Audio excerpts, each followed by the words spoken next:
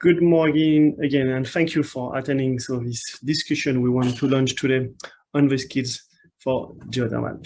So you will see, we will have two sessions today, one first on shallow geothermal and secondly one on deep geothermal. And between them, we will have the first annual general meeting of EGEC for the year 2022, because due to change in the Belgian legislation, we need to adapt our statute. So I thanks to all of you members today who have already voted. If you have not done yet, maybe if you can take 2 minutes to vote the status, and of that you can do it also online during the AGM. But now let's start this first discussion on shallow geothermal. So you see here the detailed agenda. First, I want to thank the speakers and the contributors. I should have updated because sorry, I just realized that Signil has confirmed, so she's here. Thank you, Signil. Forget the H. So we will have first the presentation from Florian Stanko, replacing in the last minute our colleagues from Geoenergy Concept, and they will tell us. Oh, it's also Andre. Andre, thank you, Andre, also for joining, to explain us what is the situation today in Germany and what is the need for having new professionals in the sector, and so it's really the decision on the needs. So I put you also in the agenda, Andre, if it's you speaking. And sorry, I have issue with my keyboard. Do not and after we give the floor to Javier Oshuriaga and Robert Gavius to present us what are the gaps today in the training and education for the sector. Last but not least, so I will give the floor to Signil Gelling, because in Sweden we have already launched several courses, especially for drillers, so it will be interesting to see which solution in Sweden did they find to avoid the lack of professionals. So we will have one other discussion. It's really a discussion. So we really want you to engage in this discussion. We have short inputs from the presenters, but after it's a 20-minute discussion per topic. 20 minutes on needs, 20 minutes on gaps, 20 minutes on solutions. After 1 hour, we will not have all the solutions to answer the challenges. We have both for shallow and deep, but anyway, let's try today to have a good discussion and see what we should do for the second semester. Just to give you a first introduction to the challenge, to give you one general challenge. So you see that at European level, they launched a plan called Report EU, where they say we should have a cumulative 10 million units of heat pumps over the next 5 years, not only geothermal, but also geothermal heat pumps, small and large scale. They highlight the skills, the address of skills shortage. And if you see the last sentence, geothermal should at least triple. The challenge we have more or less in the next 5 years is about 15,000 new designers, but 30,000 installers, mainly drillers. So you see a bit, just to frame a bit the challenge, but now let's give the floor to Florian or Andre. I don't know who will be speaking. Yeah, Florian replaced Constanze and I replaced Florian. And that's why it's a little bit karaoke, what I have to do, but I try to present something. Perhaps I can have some screen. Yes, normally should be able. Perhaps this is the right one. I'm not sure. Okay, software. Yes, I think it's the right one. Perhaps I can tell you something about a situation in Germany. It's needs, of course, but more than needs, it's an actual situation. Perhaps I start with a simple sentence. We don't have enough drillers in Germany. We need more, a lot more. And you mentioned 10,000 for Europe in the next 5 years. And our colleagues from Fraunhofer IEG in Bochum say for Germany we need about 2,600. And actually in education we have only 38. So there's a big gap if I look to the personnel. Perhaps I start with some words about the German Geothermal Association. We have drillers, companies, we have scientists, and we have public institutions in our community. So I think we have a good look to the situation in the market. What we have a boom in shallow geothermal energy, so on the left side. And we have a really huge potential and a big need and to provide geothermal energy to the heating market. But there is a big gap, and we discussed it with our companies. Where is the biggest gap? And the biggest gap for our point of view is in the legislation, but second, we don't have enough employees in the market. So in Germany, we have only one center for education for drillers. We have some smaller ones, but from 90% to 100% of the drillers are educated and trained in the Bau ABC Rostrop. It's close to Oldenburg and Bremen, between Brussels and Berlin somewhere.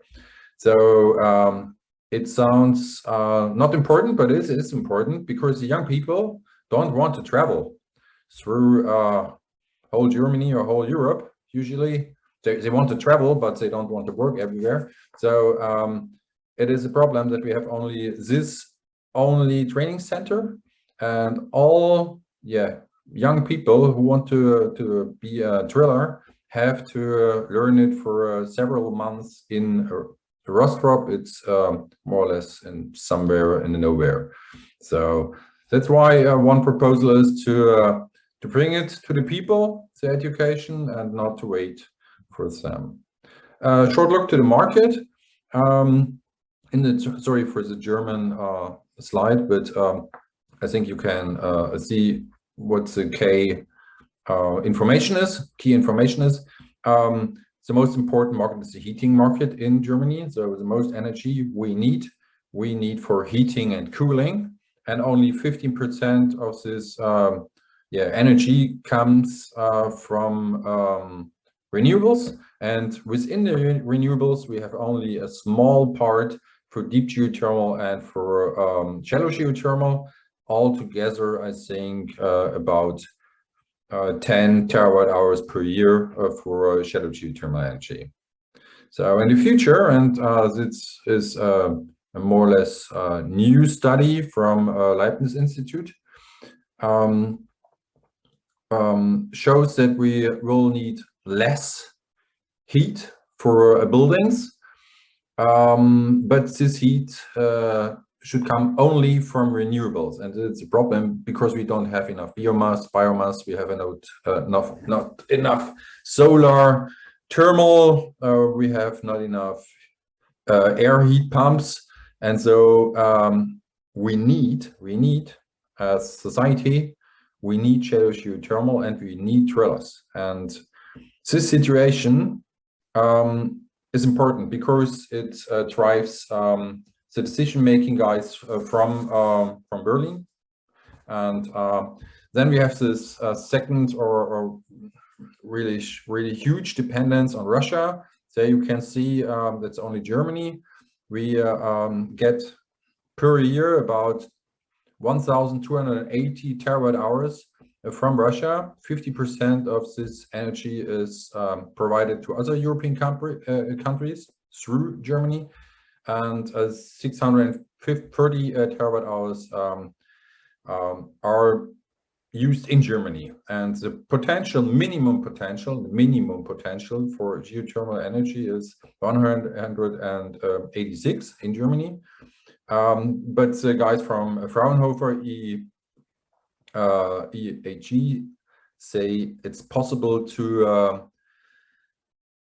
substitute 600 terawatt hours per year. And this means we need a lot. This is market, this are 3 studies, and this, from my point, 3 new studies regarding geothermal energy. And in the middle, you see the roadmap for geothermal energy. And in this roadmap is mentioned that we need per year 2,600 drillers, and we have to do something. And this is about the acceptance. We had a study or an survey regarding this last week, and you see you have a big support in the community, not in the community, in the society.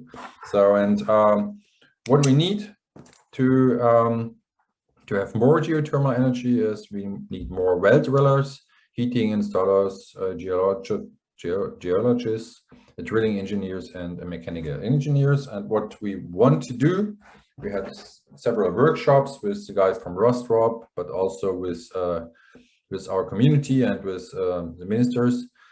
We need a nationwide, better to say an European-wide advertising campaign for training immediately. We need intercompany training centers, decentralized, not only in Rostrop.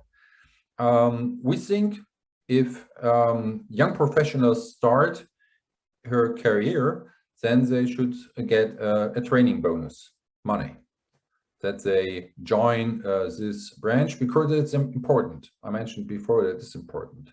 And yeah, then we have to look to the career chances. We have to early involve geothermal in the curriculum, because usually they are well drillers.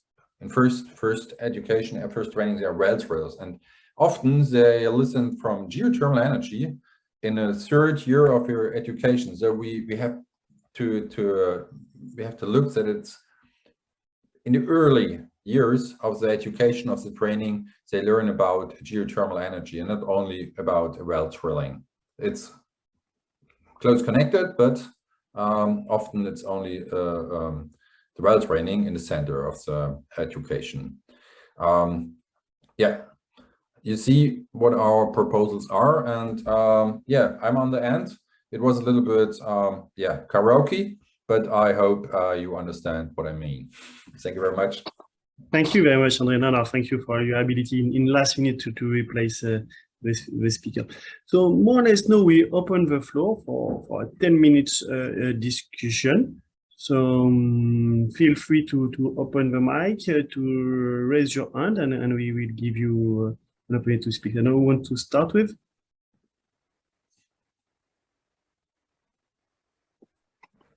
I have Dimitrios. I will allow you to talk. Dimitrios, floor is yours. Yes, thank you, Philippe. I'm Dimitrios Mandrinos from the Center of Renewable Energy Sources and Saving of Greece. I can see that in geothermal there are different curricula and disciplines involved. I think what is missing is to have a single course allocating a degree with a single curricula in geothermal, as a geothermal engineer, for example, which will include, which will focus on those parts of different disciplines that are most useful for geothermal energy exploration and exploitation. So this is what I would like to say. Thank you, Dimitrios. I see that Giovanni Sosi also want to speak. Giovanni, the floor is yours.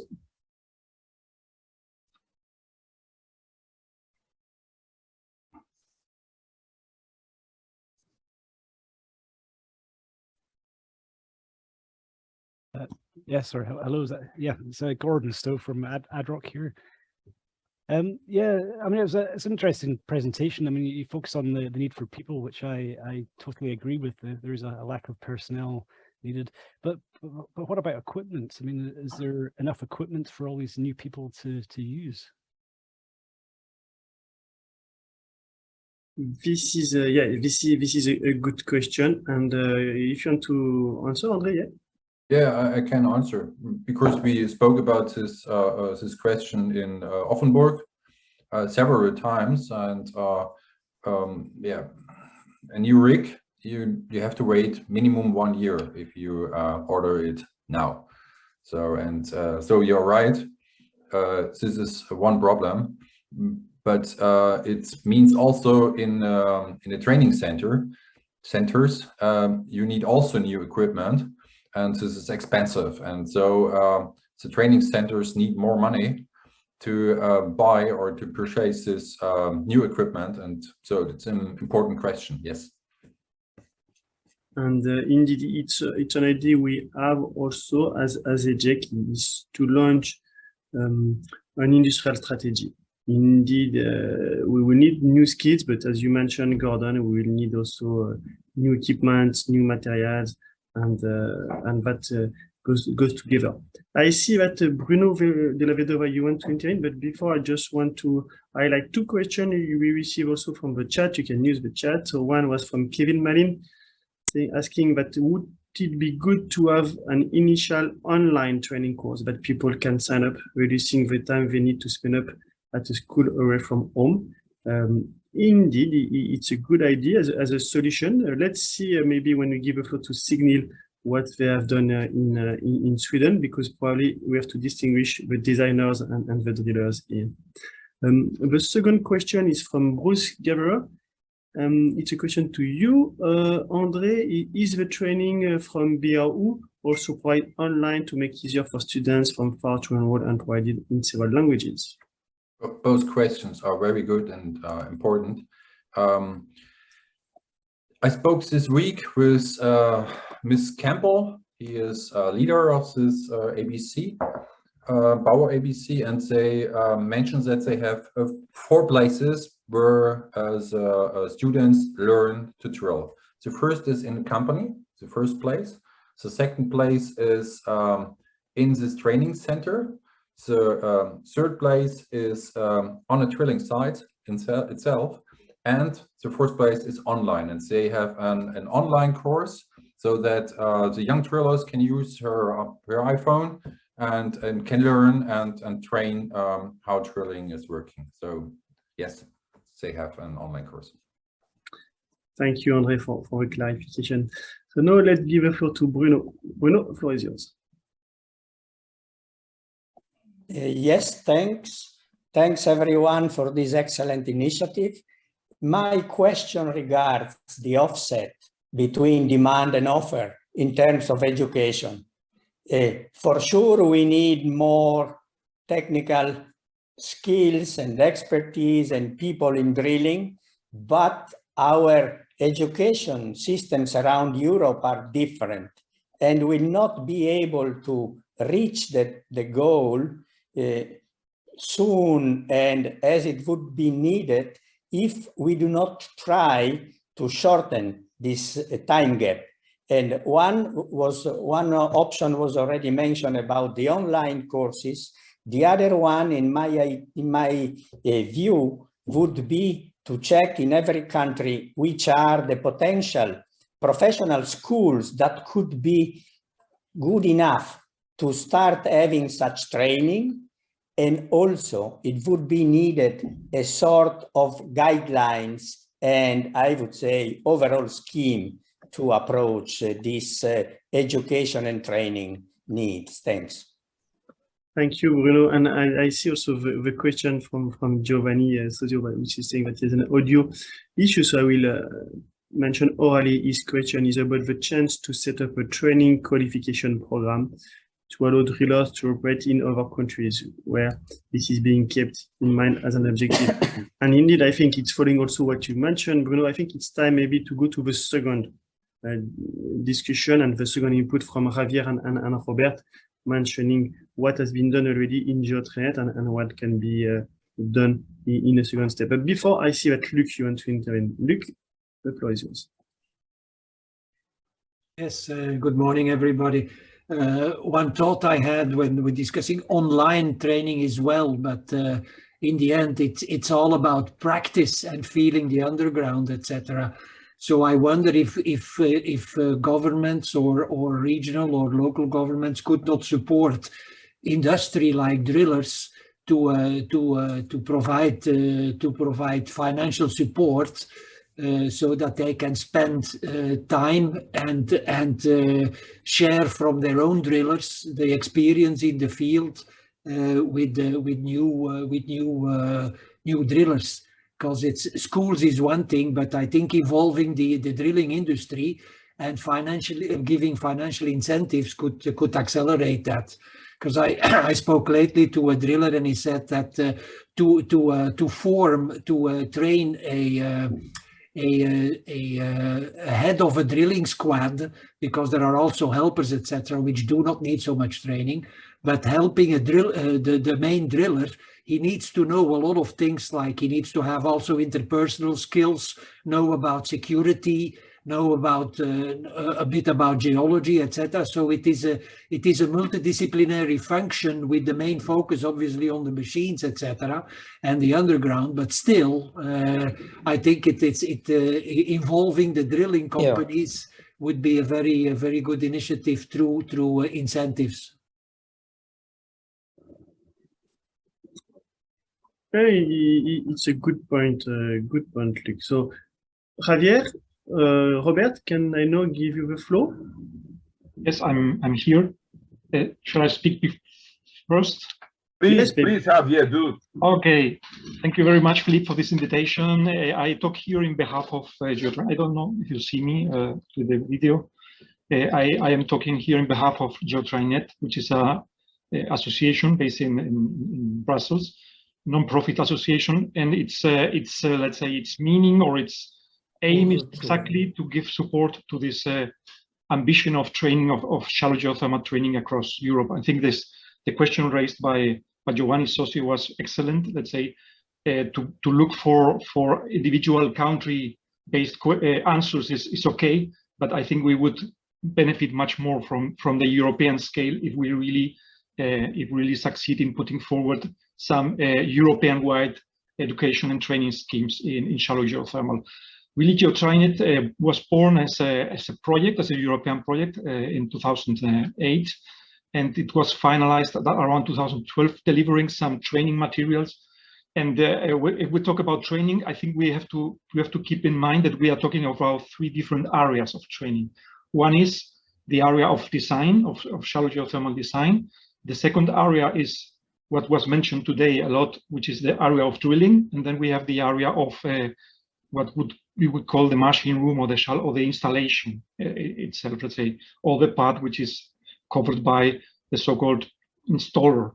In Geothermal, we have been working a lot in trying to give some background to all this training in view of a European-wide or a qualification that could be really recognized in each country. We have made some progress, but as you have said very well today, and I think this is the focus today, we should accelerate and we should do much more together.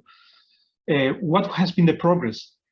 On one hand, I think we put a reasonable material together to train designers. We have already delivered a lot of courses across Europe in different countries. In Spain, there were 3 up to the moment, to train designers, to train engineers, geologists, to be able to make a good design for shallow geothermal. I think this is a good basis for it, but it must be improved also with the new information given by many European projects which are doing a lot of technology progress and new products and heat pumps, etc. The second area in which I think there has been a reasonable progress, but still not sufficient, is the area of the machine room, the installer. There's in Spain, and I could give perhaps later on the floor to our friends of Fundación Santa Bárbara. In some countries, there are schemes for training in the lower levels of qualification, levels 2 and 3, the so-called installers. Let's say there are people that come from the world of the heat pumps, of the installations of the machine room, and then they could be retrained or re-skilled for installing also shallow geothermal heat pumps. And I think this, well, there has been some progress, and I would like our friends from Santa Barbara to make some comment about this, at least for the case of Spain, that could be used also in other countries, but there has been also examples in France and in other countries of such a type of skills.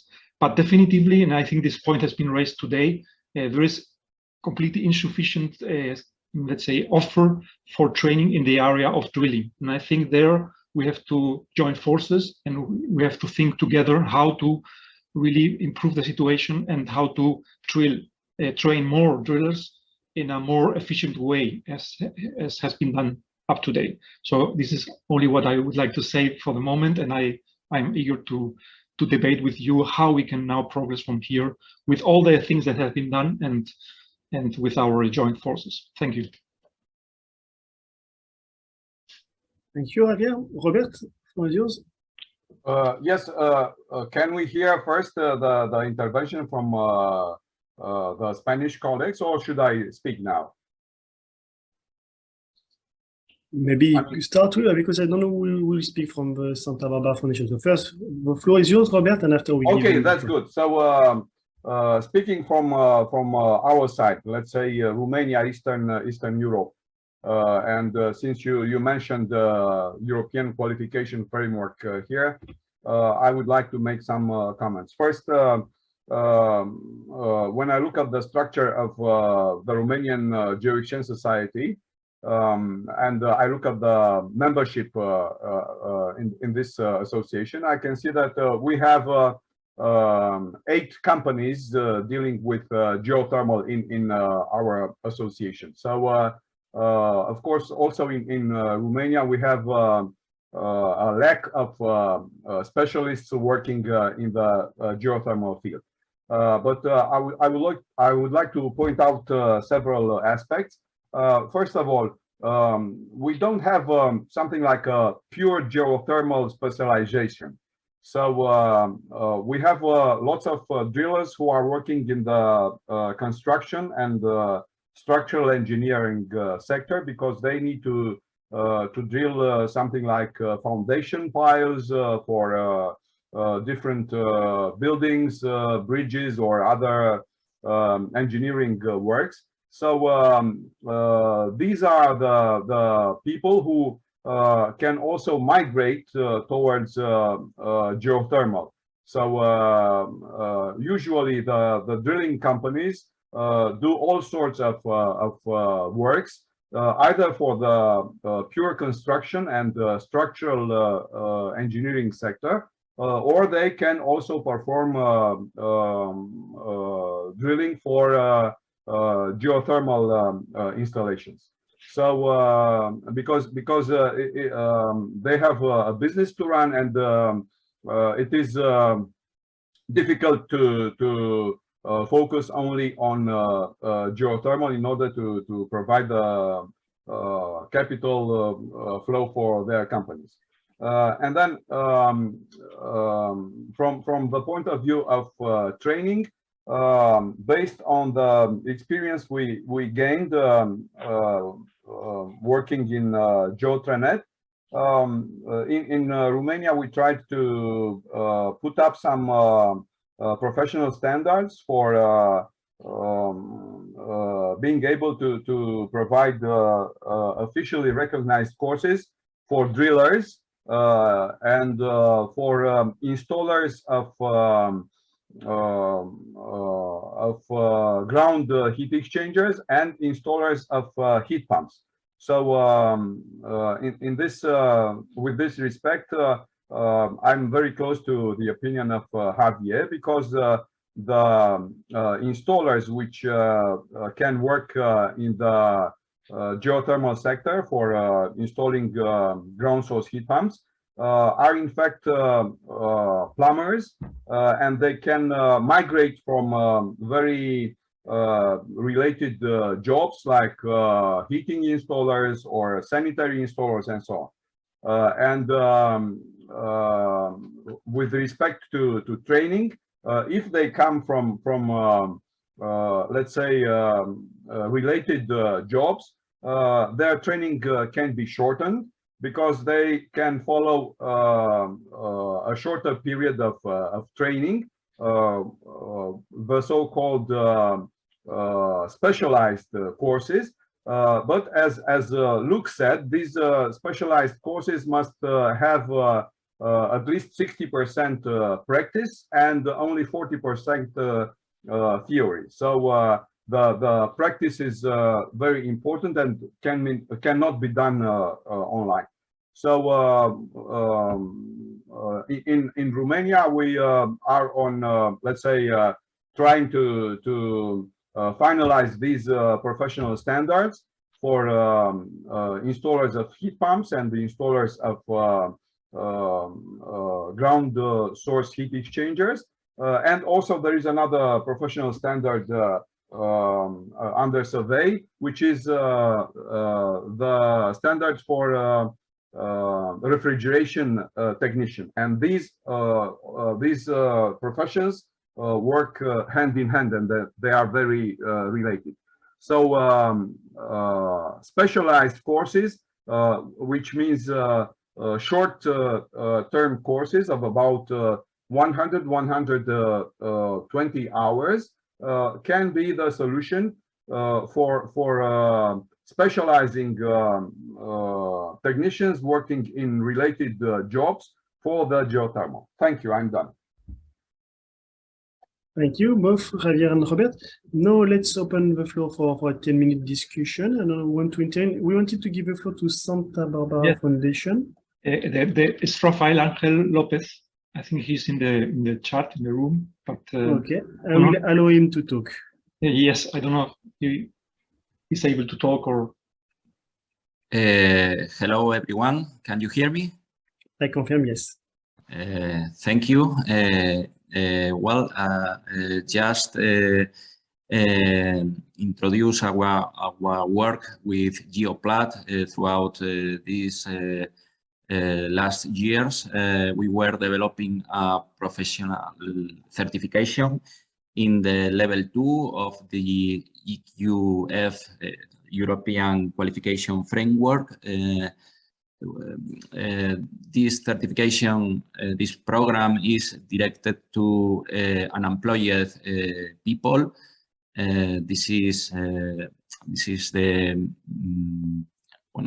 the undergraduated people that we would like to train in our center, and this program was finally publicated by the INCUAL, is the national certification organism that works in Spain, and now we are programming this course, but not yet. So, well, this is our experience in this point.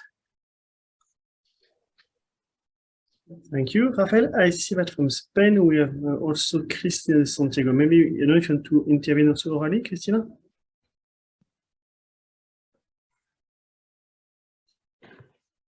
Hello, everybody. Very nice the talk of Robert and Javier, and I was wondering if, well, Robert talked about drillers with experience in civil engineering, and I was wondering if are there drillers from the groundwater sector in other countries, because in Spain many of the drillers working in geothermal are already groundwater drillers. So perhaps it's only it's just a question of reskilled or focused the training of groundwater or civil engineering drillers with experience in these fields to the geothermal profile. Thank you.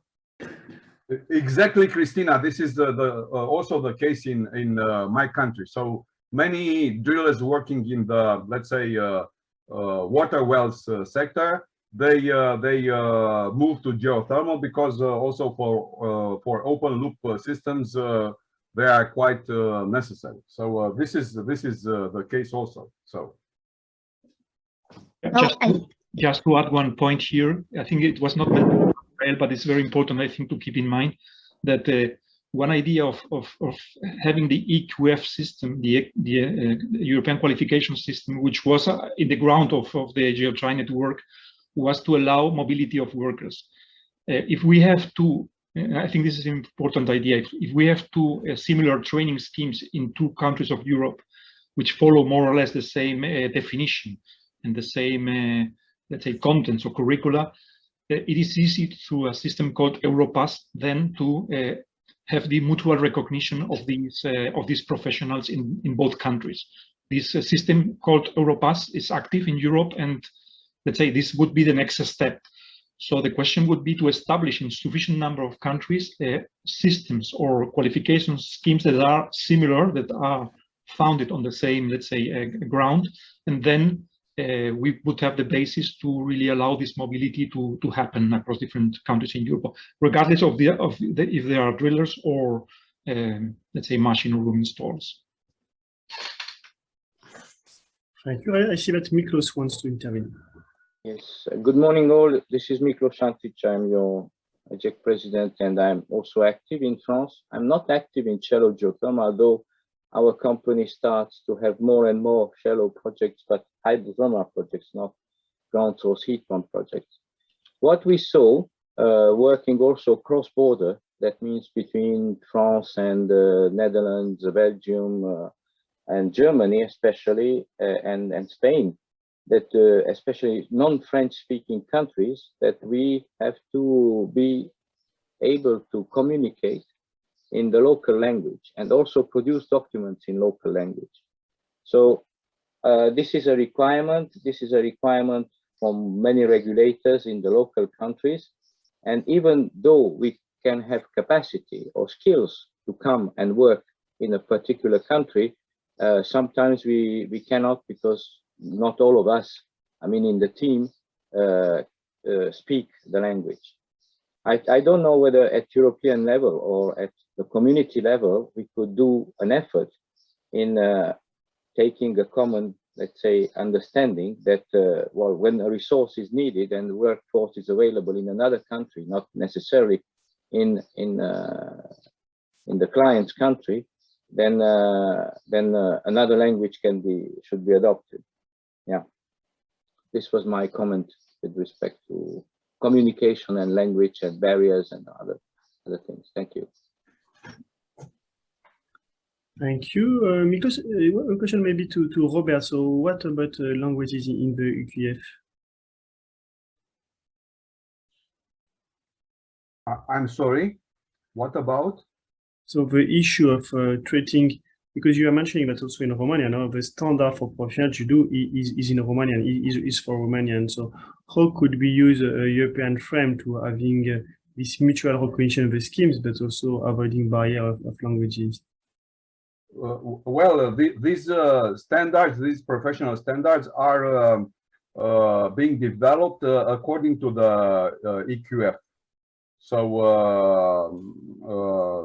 they respect the requirements of the European qualification framework. So this is the main aspect, because our whole Romanian training system from all levels has been adapted to EQF. So there would be no problem to recognize the skills acquired through training corresponding to this standard European-wide. So of course, the language in which the standard is developed is Romanian, of course, but it respects the requirement of EQF. Okay, thank you. I see Christina. I'm sorry, just to jump on what Robert said. I'm currently working in Romania, and as I'm working with engineers who do not speak Romanian, I'm the only Romanian speakers. We made a deal to produce the reports in English. So, but it's not convenient at all for the client over there. So this is really a headache. Yeah. Christina, you want to intervene again? I see you have raised your hand. Well, yes, I was just writing that I have the feeling that perhaps for designers, language is not a problem if they are able to communicate each other in English across Europe, but for drillers it is a huge barrier. I have the feeling that for drillers it doesn't matter if we create a homogeneous European curriculum for European drillers, but if the language is a barrier, we should think about how to manage that. Thank you. You know, I'm sorry, I did not raise the hand, but the language problem cannot be solved through the, let's say, geothermal training. Language barriers can be solved only through general education, because people should get foreign languages or knowledge on foreign languages in the school. So this belongs to the general education. Of course, there are technical terms which must be mastered, but this comes with the experience. But the basic training in foreign languages must come from school, from previous training of these technicians. Yeah, but I'm afraid drillers of our age, more or less, at least in Spain, they have not such a good level of English.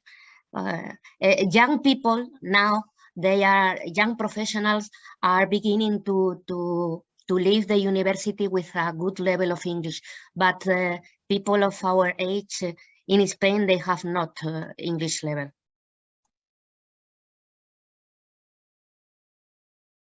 Okay, I see Luc, you want to intervene again? Yes, I want to make a couple of thoughts or suggestions. I don't know whether we have a good view on what the situation is of the schools across Europe or the training across Europe in the three different categories which Javier mentioned. But making an inventory of that would be very interesting to see, to quantify the gaps. And then I would suggest that maybe to explore whether through the use of the associations, we could set up a sort of extension of EGEC GeoTrainNet with centers of excellence, which is what we are trying to do also in the Geo4Civic project, whilst EGEC GeoTrainNet could be providing the watching for the harmonization, the standards, the language issues, etc. Finding also pensioned drillers who have a lot of experience, but are already at. I have a neighbor, for instance, who worked for years in the business and is now pensioned, but he's still very active. So and putting that all together into a sort of European support project, because without funding we cannot do something here. I think we need to find funding, but that could be an interesting proposal to make. I think maybe in the live program, or I don't know whether there are calls. It could be very costly, but if Europe is serious about the alternative energies, I think this would be a very effective means to build capacity. Thank you, Luc. Indeed, we will need to look at that, maybe not today, but probably soon after the summer break. I see that Sanya wants also to intervene before we give the floor to Signal. Okay, thank you, Philippe, and thank you for having this conversation. This is so rich, and it's so very, very timely. Let me make two observations. I kind of agree with everything Lucas just said, in the sense that we need to do a bit of mapping in terms of where geographically the different types of training are conducted. I think it's also, if I understand correctly, the GeoTrainNet kind of a designer element is not necessarily the kind of thing that you need to physically be in a location to learn. So you can learn online, you can learn in a school, in your own home, but the drilling, you kind of have to be in a location where you have access to a drill and access to a drillers. And maybe what we need to do is to just understand where those drilling training facilities are. That's the first question. The second one is that we have kind of two issues. The first one is there's immense pressure on skilled people now, as you know, not just geothermal, but every single other engineering and energy profession is starting to massively scale up its deployment of its technologies. That's putting a lot of pressure in terms of the workforce. So there's a notion that we have to also make geothermal drilling and designing that much more attractive to new people who will enter into the system. And then at the same time, as Robert said, to find a way to migrate existing workers in other sectors into shallow geothermal. We'll need to have a targeted campaign, I would imagine, in sectors where you have the closest skill sets. And maybe that's something that needs to be mapped so that we have we're able to support the growth, or we're not stuck by a lack of skilled people who are competing career options in front of us. I'll stop there. And I think with that, it's time to give the floor to Signil. We need to mention what is the situation in Sweden in terms of courses and training. So Signil, the floor is yours. Thank you very much. I'll show you just a few slides if I can make that work. Let me see. See, share screen.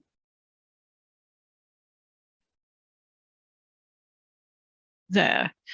Yeah, so it's been very interesting to hear. It seems like the situation in Sweden and the rest of Europe is basically the same, and we can even go outside of Europe, and I can tell you that the situation seems to be about the same in the US. I've had conversations with the people in North America, and they seem to have a big shortage of drillers and practitioners there as well. So yeah, in Sweden we have a shortage of drillers as well. So it's not a unique situation for anyone. We share that with everyone. We also see that one of the problems in Sweden is that we also have a poor and uneven knowledge about geothermal energy among permit administrators at authorities. That is actually a big problem because especially now they are recruiting new people. It seems to be rather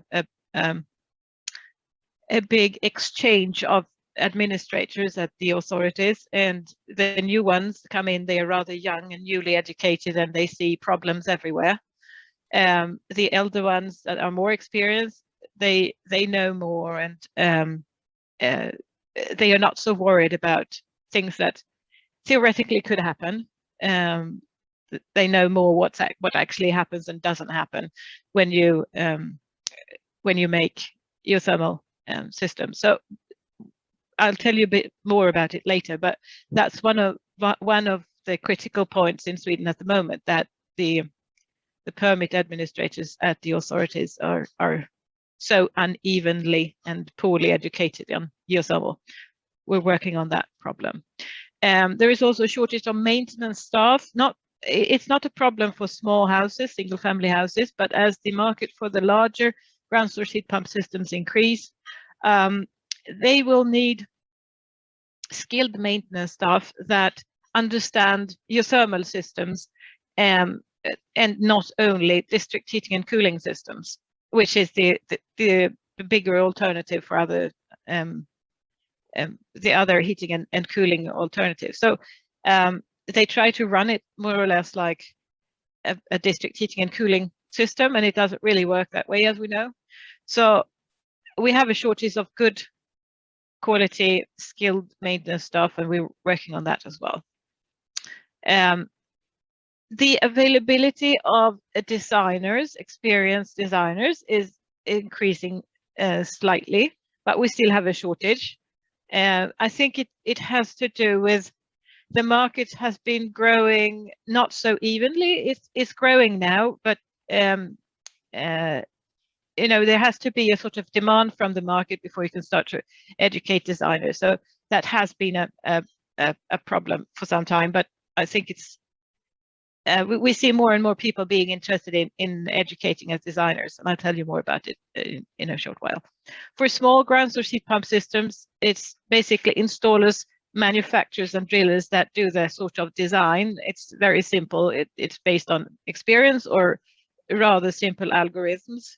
When you just drill one borehole or maybe two and install a heat pump. So that's basically covered already by the market. But there will be an increased shortage of personnel on all levels because the market is increasing overall for deep geothermal, for thermal networks, borehole thermal energy storage, aquifer thermal energy storage, also caverns thermal energy storage, all sorts of renewable energy systems. The interest is growing. And when it comes to the kind of training and education we have in Sweden, we can divide it, as we've mentioned already, that there is a need for designers, training of designers, authorities, drillers, manufacturers, contractors and installers, and also maintenance staff. So this is how we solve it today. Designers are typically educated at universities or more and more internal education at the companies. When the experience grows inside the companies, more and more of the staff can train the newcomers also. And the Swedish Geo Energy Center is also providing courses on design of borehole systems. For authorities, it's basically just internal, as far as we can understand, education, and that's very poor. And we are now working on a guideline document together with the Swedish Geological Survey and the Drillers Organization that will help administrators at the authorities to get a more even knowledge base about geothermal energy on the whole and the risks and how you can prevent problems and so on. So we hope that that guideline document or that handbook will be ready by the end of this year. So we're working on it right now. Then for the drillers, I think most of the drillers have been educated internally at the companies, but there is also an education provided by the Swedish Drillers Organization. I'll tell you more about it next slide. Then the manufacturers, that's basically just internal education, but there are some, you know, on the university level more on this, the research competence provided by the universities. Then we have the contractors and the installers, mostly internal education, but also vocational education. It's not directed towards geothermal energy specifically. It's more like overall heating and cooling systems and heat pump systems and cooling machines and so on. And it's the same with the maintenance staff. There is mostly internal and vocational education, but not directed for geothermal energy specifically. So this is the driller's education that we have. It's a 37 weeks drilling technician training, and it's unique. It's only one in Sweden, and there's only this one, as far as I know, in Scandinavia. It's a cooperation between the Swedish Public Employment Service and the Drillers Organization, and also the Swedish Geo Energy Center is involved for the geothermal energy part. So this is an overall drilling technician training for any kind of drilling. So it could be, it's groundwater, it's engineering drilling, and it's geothermal drilling. So the whole thing starts with an interview with and a 2 weeks initial pre-practice at a driller's company. So they will get some feeling for the company, for the drilling profession. And after that, they are evaluated, and then the theoretical and practical training starts. So it's a mix of practical and theoretical training. They will have some, I think, yeah, there is this pre-training, and then most of it is theoretical, but with a practical part. So they will be out on the field doing drilling, they will be welding, they will be learning how to drive trucks and big machines and that sort of things. And then they will end after the theoretical package, they will be out on it's 11 or 30 weeks of training or something at drilling companies. There is a link there so you can see it's in Swedish, all of it, of course, but you can still see something. Maybe you can have some translation of it. But one thing that we see, we have a maximum of 18 positions or seats for the education every year, but it's not very often that we can fill all of them. So the average number of examinated people would be something like 10 on an average per year, but not all of them will actually work as drillers after it, but it's a good and practical training for it. So the education itself is rather good, but the problem here is to find people to do it. And one thing is that since this is a cooperation between the Swedish Public Employment Service, the demand from their side is that they are unemployed. The people that are allowed to do this education, they have to be unemployed, and they are not necessarily always the best people for being drillers. Well, many of them are, but it's a limited basis, if you see what I mean. What we see is that the best people to recruit for these are either people working within agriculture, or people with a car mechanic interest. It could be car mechanics, or it could be just car enthusiasts, and also builders, people in the building industry. They are typically the ones that stay on the education and that become the best drillers, have the most interest. So I think I want to tell you this. I think if we want to employ and educate more people, that's where we are to look. Agricultural people are actually quite good. They've been working with machinery, and they don't worry about getting dirt on their hands. So they are very, very good, typically as students. Then we have some higher education, and that's for the designers and researchers mostly. So we have research and some education going on several institutions, and where they actually give courses on geothermal energy, that's in Luleå in the north, and in Stockholm at KTH. I won't go into detail here. And then the Swedish Geoenergy Center is giving some courses ourselves. So we have 3 Swedish courses. One is a basic geoenergy course, which is just theoretical. It's just about geothermal energy of every kind, and the construction of it and everything. Then we have 2 courses on BTES design with the Earth Energy Designer, EED, and they are on site, but they are very practical. So we have tasks that the participants are working with hands-on to solve during that day, and then we guide them through it. So the first one is mainly to learn to work with a program, and the second one is more like an engineering problem, more like an actual task at an engineering company. We have this year we have started with 2 new courses that are in English and online, with basic ED, which is basically just to learn to orient in the menus of ED and solve some simple tasks and some just to get used to the program. And then we have a full day course online with more advanced problems to solve with the program. We also offer bespoke courses for companies, and so we adjust them after it could be for their maintenance staff, it could be for the designers or some different people, depending on what they want. And we are also planning to develop digital self-study courses in Swedish and in English on GLHC Pro and EED and some other basic courses. So that's what we offer. We also have magazines, seminars, guideline documents that help people to get in touch and see what's going on and where they need more education and so on.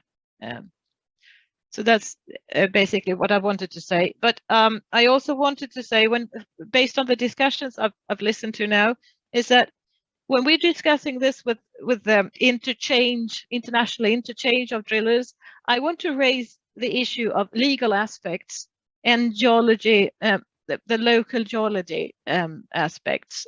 So for Swedish drillers, I'm not so sure. I mean, we can send them all over Scandinavia, or maybe not so much to Denmark, but to Finland, Sweden, and Norway, I think it's not a big problem to send them back and forth.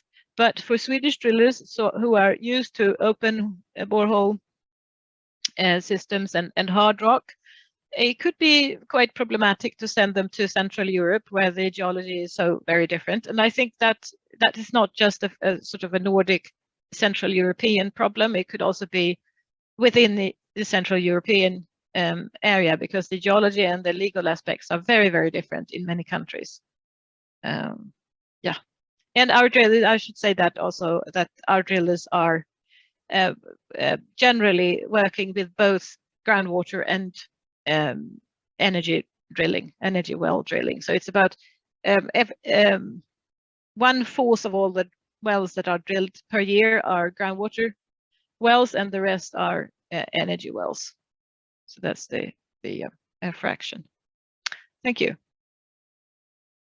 Thank you very much, Signe. And if you can share your presentation, I think many are asking for it. So of course, absolutely. I see that Andre, you wanted to intervene shortly. No, I see we have some questions. Yes, I was not fast enough. Sorry. No problem. Please. I was not fast. No, I only want to highly support what you mentioned, Signe, that we need more standardization, because we tried to bring drillers from Finland to Germany, and it was actually not possible in the end because of the different standards. So they are highly skilled people, but it's not possible. For example, you have to be on a drilling site in Germany with minimum 2 persons, and in Finland it's possible only with 1 driller to drill a shallow geothermal borehole. So it's only one example. So only to support what you say.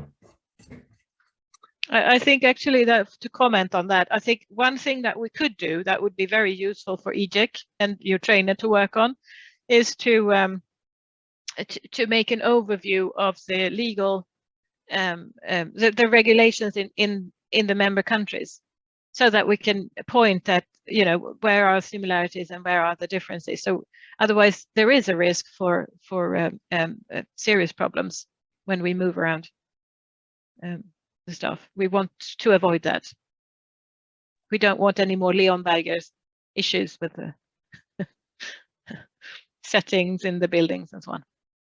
No, indeed, it's a good point, and we see from the discussion today that we will need further work to answer the challenge we have of shortage of drillers. So this 1 hour discussion was not to solve all the issues. We highlighted some issues. We look for some solutions, and we see that you in Sweden, you have already established some courses. We see in Germany there, but there are too few. And you don't have in all countries. So what I suggest, because I see that time is running and we need also to add on EGEC is all people interested today, and John, we were more than 50-60 people. We will convene you again in autumn for one of our meeting, if possible a physical meeting. It can be in the framework of a GeoTranet meeting. but I think we need to all have some homework to find some solutions and to convene again in autumn. So thank you all. I see that there are some questions in the chat that are not answered. Maybe we can answer them during the second session, because I just remind you the agenda we have today. So we are ending now the first discussion we had on skills for shallow geothermal. We will now have our EGEC annual general meeting, and at 11:30 we start a second discussion on deep geothermal. So I thank you for all who have attended the first discussion. I ask EGEC members to stay online, and now I give the floor to our EGEC president, Miklos, to welcome everybody for the EGEC AGM.